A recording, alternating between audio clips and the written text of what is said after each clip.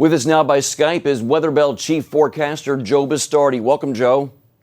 Well, I hate coming on during these bad situations. Maybe someday I'll be on when the weather's nice, because the weather's nice most of the time. Wanted to say something, Mark. My company, and again, folks, sorry if this sounds sort of pompous, but we've been forecasting from last week that we had a big hurricane threat coming into the Gulf. And we actually had a forecast of a strong Category 3, Category 4 storm hitting from Sunday night is when we made the forecast for our clients. And of course, what I try to do is distribute it to media outlets.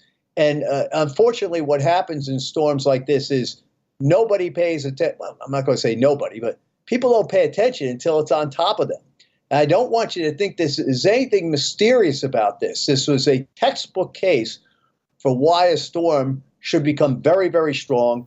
And you can only warn the people who are listening. And I hope these people are getting out of the way. This is the worst storm to ever strike the Florida Panhandle. Hands down. It's going to beat Opal, going to blow away Dennis from 2005. And it's one of only a handful of storms in the past 30 years that's hitting as intense as it has been. In other words, you saw Florence did not hit at its peak. Most of the hurricanes the last 30 years haven't been hitting at its peak. Harvey did last year. Charlie did in 2004. So this is because of the overall pattern. Believe it or not, down the road there's linkage to a bad winter with October hurricanes. So this is a fascinating situation as far as how all this is going. Now, let me say, this is going to get inland between noon and 3, still be a hurricane up to around midnight tonight. Be a strong tropical storm coming rapidly northeastward through the Carolinas, emerging about 5, 6 o'clock in the morning on Friday between Virginia Beach and Cape Hatteras. And what's going to happen in Tidewater is, as this storm gets close to the water, you will get a very strong north wind, gusts to 60, 70 miles an hour will develop out of the north. And you'll see that happen in the morning on Friday. The problem in the Carolinas, this is the kind of storm's going to knock down some trees and power lines in areas that they've just put it back up. But there's going to be a swath of 3 to 6, locally 12-inch rains in the areas that Florence hit. And those rivers aren't back in their banks yet in a lot of cases. So that's going to re-aggravate flood problems in there.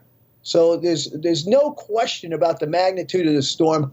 I can't overstate, no matter what I say, it's as big or bigger than anything I'm trying to portray here. How unusual is this? I mean, you talked about it a little bit, for a storm to hit the coast of the U.S. at its peak.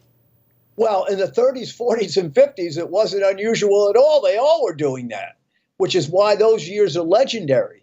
But I do think that there is a linkage between the warmth of the globe, and again, I believe it's all natural, and the lack of that type of activity, because if you have lower than average surface pressures across the United States and in Canada, actually disrupts some of the processes in the tropics. But look, this was well telegraphed.